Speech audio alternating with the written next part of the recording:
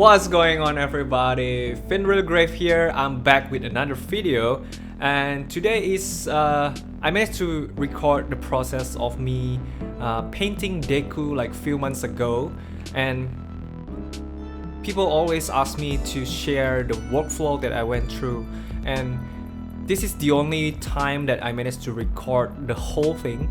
And I don't know how long it took me to complete this, but usually it took me 1 week to make the whole artwork, and it just went to a lot of process. So this video is gonna be time-lapse, and I compact this video from I don't know how many hours, sped it up 35 to 40 times to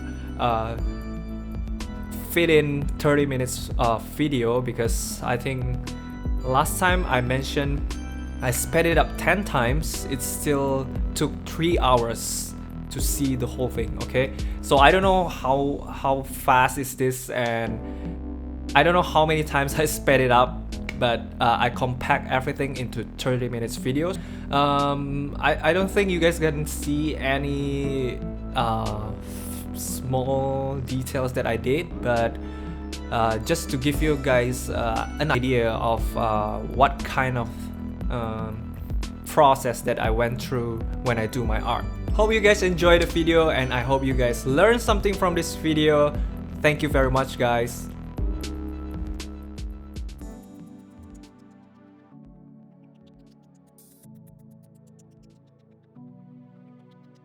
So usually after I do sketch, I always do grayscale painting. You guys can call it painting lights or any terms that is familiar with you guys, because grayscale is actually and literally painting the source of the light, the way they hit the object. So you guys just need that simple information, and I think it's really good for you guys to understand form and light source, you know, instead of maybe let's say you are not really good at coloring yet, and you can practice doing grayscale, because you only need to know where the lights hit and to make a really great form out of it. So I use this, actually it's not, there is no such thing as the perfect way to paint, so it's really up to you guys where which kind of technique that you guys are familiar with, and you guys are really felt easy to do like your workflow with. So for me, I like to do grayscale, and this is because also I have passive colorblind, so I usually have a lot of problem straight away painting color. So I found out about this grayscale thingy, and it's really helping me to reach this level, and since then I always do grayscale and always try to upgrade this technique to improvise it when I color it, because I found out that you doing grayscale, you will have a least variety of color, which is you can get when you paint from color itself, because when you paint from colors, when the colors mix from your stroke, it create this a lot of discoloration, which create more interesting colors, interesting thing to look at. But if you cannot control that, it will create a really messy painting. So from grayscale, for me it works really great, because I only need the, like I said, information of lights to create form. Because for me, the way I understand lights is, I used to understand color differently. I thought last time is color works as an absolute existence, which means color does not get affected by light source or doesn't get so once I study more about light source and color harmony, I begin to understand that light is the source of color, which also means light has all the color information that we can see in this world. So the way I look at it, it is more like a refraction of light. The way we see color is all refracted from the light itself. So from that light, black and white, it is actually the lights that create the illusion of color. That's how I understand. That is what my understanding about color is. So let's say you see a red dress, it is actually not your eyes the one who see it. It's actually because the lights refract and cancel all the other spectrum of the color and only give you back red color. So that's how I understand it. I don't know if that is the fact though. So, but from understanding it like this way, it creates this connection between color. That colors works together. It doesn't work like the one that I said before, absolute. When you see red, it's absolute red. No.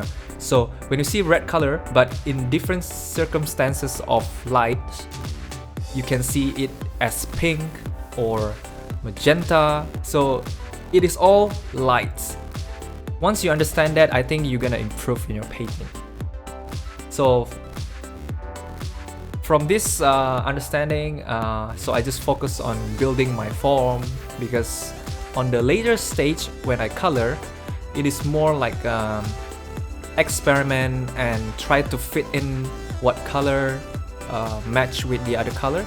So to create this harmony, since I cannot see them properly on the go when let's say if I straight away start with color, okay? And the thing is, doing grayscale, the good thing is, once you get your form correct, I don't think any other mistake can be done in your coloring state, because in the real world, when we discard all color information and an object still look perfectly shaped and in perfect form, so adding color later is just a matter of mixing and matching the color harmony. And I think when your form is very solid, it's gonna really help you guys on your coloring state. The other thing about color is, let's say you have 3 colors and then you convert them into grayscale. They might look having the same value. That is weird, right?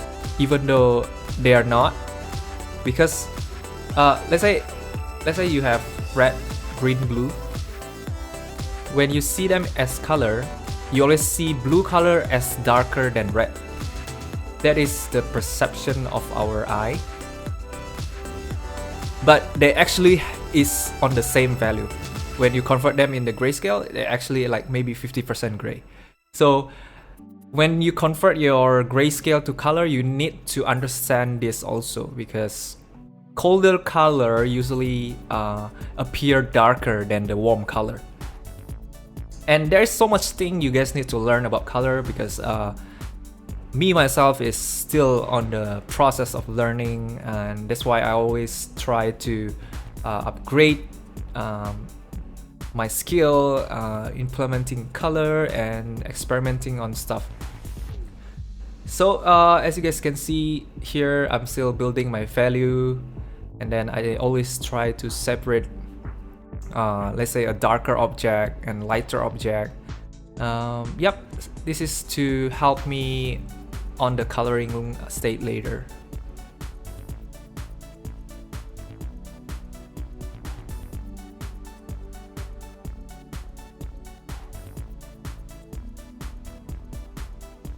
So I started this piece. I thought I'm gonna give him the outfit where he already changed his gauntlet to the long sleeve version, but I changed it later because I want to show the deteriorated, I don't know how to pronounce that, like his gloves being teared off. Yep, as you guys can see here, I didn't paint like crazy when I start painting. Like all this brushstroke effect is not there since the beginning. So usually I just do the proper version first, like how all people do, like really neat form, and then I only add in all the brushstroke when I mean like on the process, on the ongoing process. And then you can see here I experiment, I try to flip, and I don't know, just trying a lot of stuff to find the correct composition, the flow, even small things like all that particles.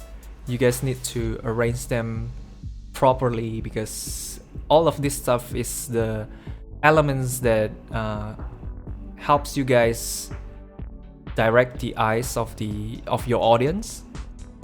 So you don't just put things there, okay? One of my design lecturer when I was in college, because I studied graphic design too, because you know how college is, they teach you all this basic stuff, like all of it, and then you are not expert in any one of it and then they expect you to produce expert result at the end. But I think I'm kind of lucky to study the aspect of graphic design because before I met her, I always draw whatever I want and without any reason. Let's say I'm gonna put whatever I think is necessary inside my artwork. I don't plan it, I don't brainstorm it, I just put whatever I want. But after I met her, she told me about things are there for a reason, and it just blew my mind away. It's just crazy. From there onward, my artwork has been going to this direction. Just look at graphic designer.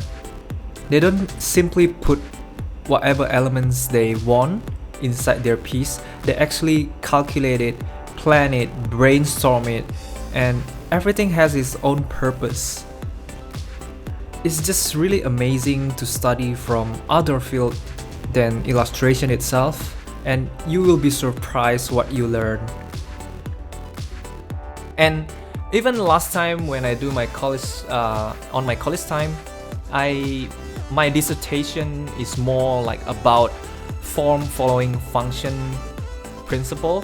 And if you guys are really curious about that, you guys can Google that.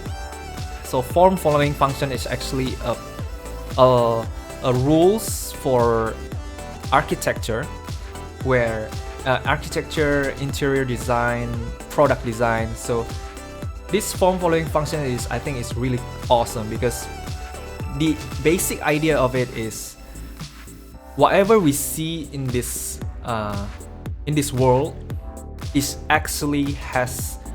shaped according to its purpose.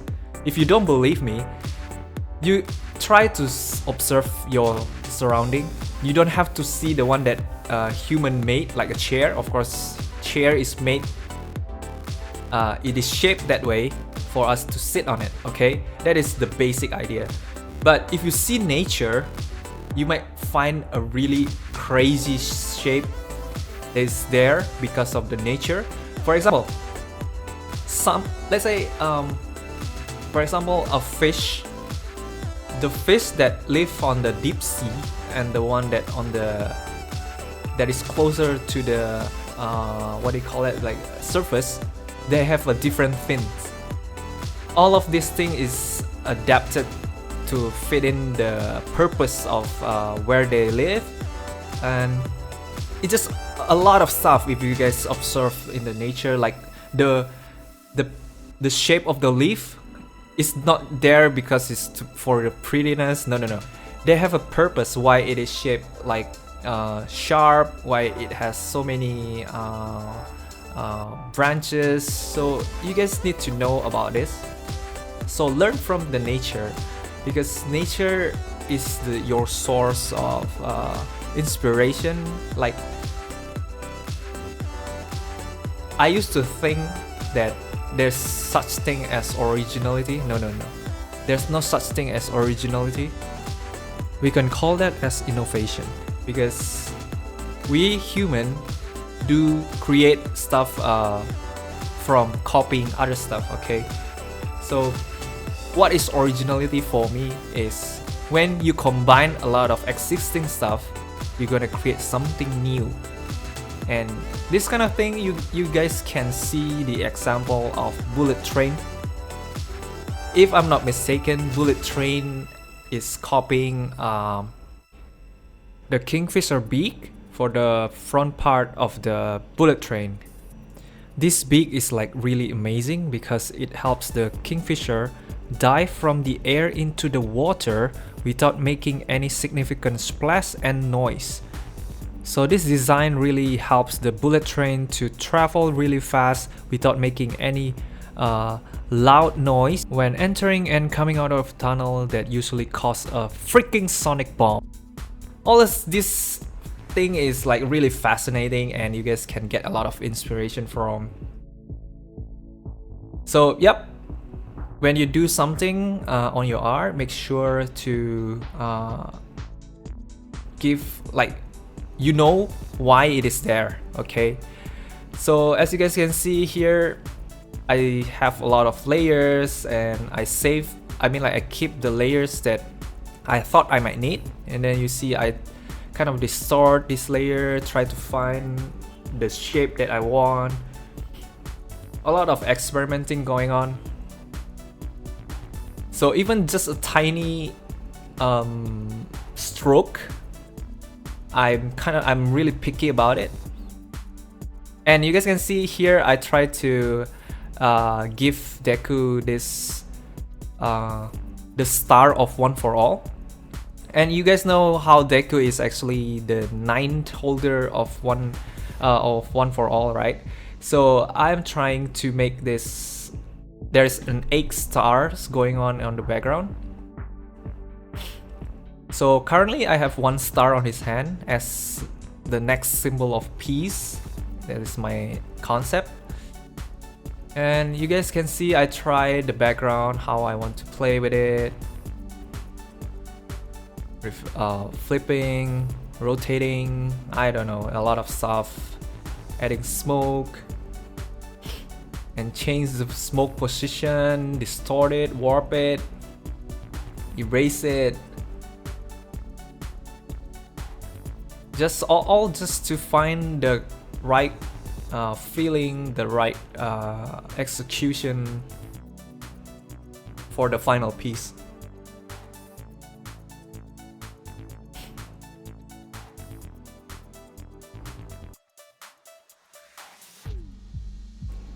So in here, I haven't even started coloring. It's still building all the composition.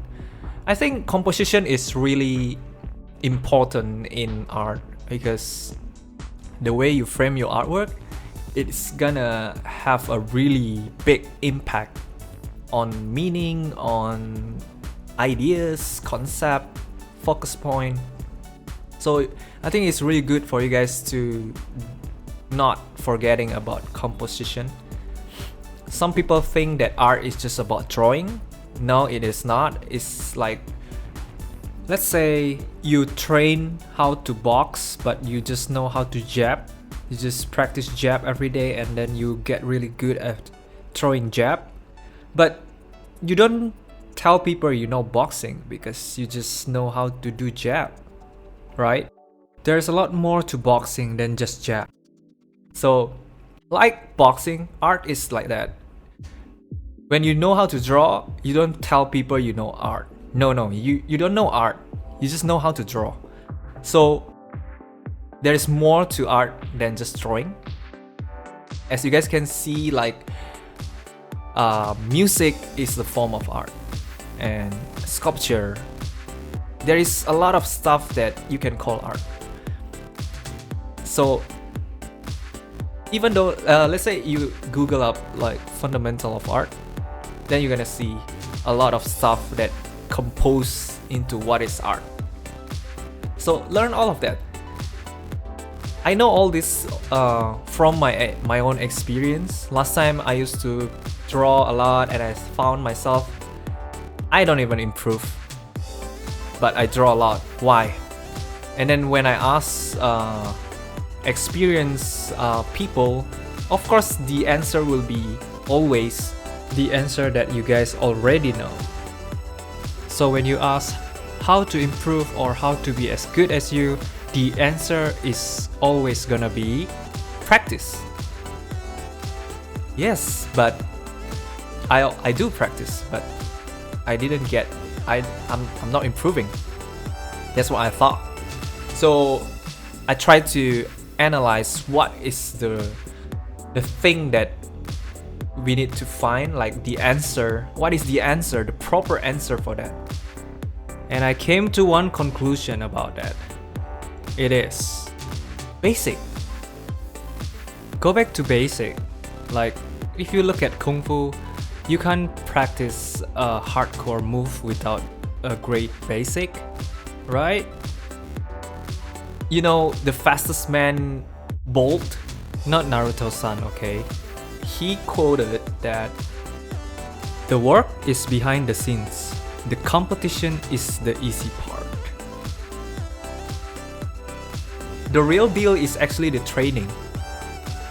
Like people ask him how he can become so like powerful. He just said his training. The training is the one that really matter, while the race is not. The race is just the result of your training. So when you paint something, like let's say you finally want to create one masterpiece, all the training that you did before is the one that actually gonna determine the success rate of your masterpiece. So from there, I kind of understand, oh okay, so I have to go back to basic. Then that's where I found out about fundamental of art. I study one by one, what is form, what is composition. That's where I begin to improve my work. And it is very surprising if you guys learn like from this way. How much you guys gonna improve is crazy. It is crazy because last time I used to just draw without learning anything. So this time when I do something, I always try to learn something on the go because I don't have a lot of time anymore. I always, let's say last time I do the Shigaraki Tomura, I tried to learn anatomy about hands. It's really good practice. So this kind of things you guys do is really gonna help you guys study. Like try to focus on one aspect at a time, one basic at a time. You will be surprised how much you guys improve. Otherwise you guys just drawing every day and then keep on repeating the same mistake and you said I'm not improving. Of course you're not improving, you just improve your mistake. So study guys, study. Understand the concept of study. Study is never fun, but after you study enough, it will automatically implement it in your brain. That's the cool things about human. You will never know that, oh man, I can already do this. But when you train, it's like, oh shit, what is this? I hate drawing hands. But after, I think people say like 10,000 hours, you're gonna know about that shit. Like, you're gonna be pro. So, yep, here you guys can see I tried to form the star, trying to showcase like the movement of the star until it reached Deku's hand. And I really like this.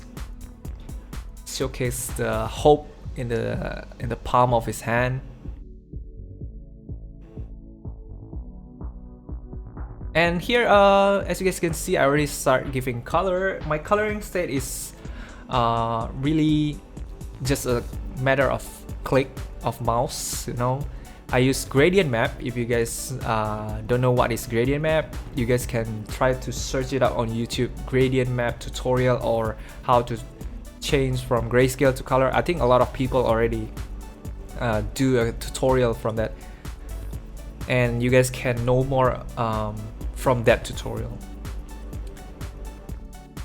Maybe in the future, if I have an opportunity, I can make another video explaining the gradient map itself, how to utilize it, how I use it on my own artwork.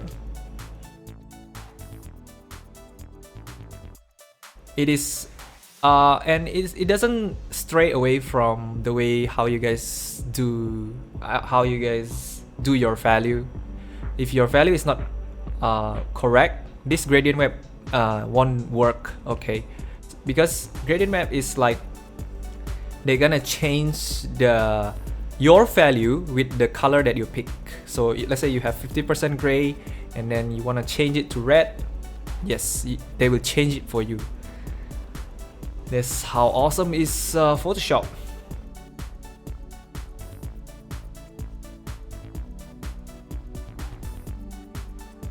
And you guys need to learn about color relationship, as in how color reacts to the other color, like complementary color, what goes well with this color, because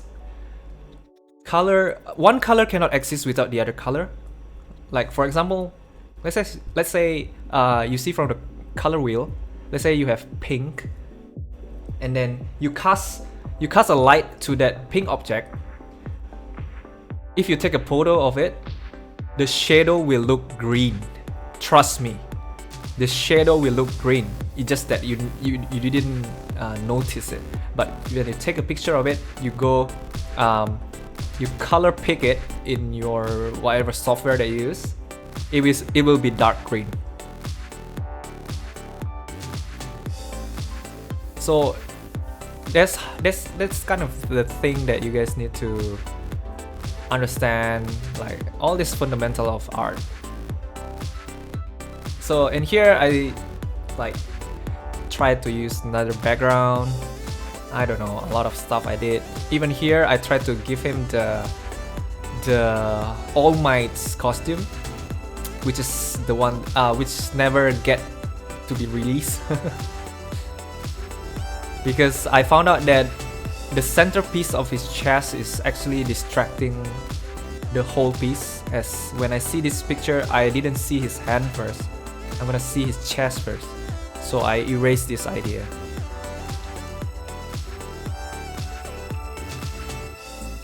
Because I want people to see his hand first, his star, and then only to his face.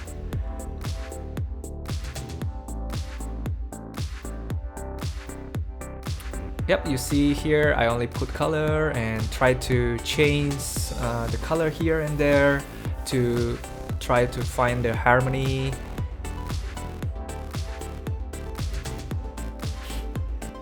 Add in color.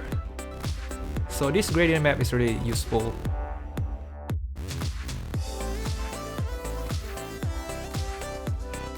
Yep, so that's the overall workflow on how I usually do my art. A lot of experimenting, and usually my sketch thing is not the final, it's not gonna be followed exactly, because I need there's gonna be improvement or change of ideas on the middle or on the process of making the art. So I hope you guys learned something from this video. If you guys like this video, leave a likes and comments below if you like to see more, and subscribe guys. Thank you very much. Vinrylgrave signing out.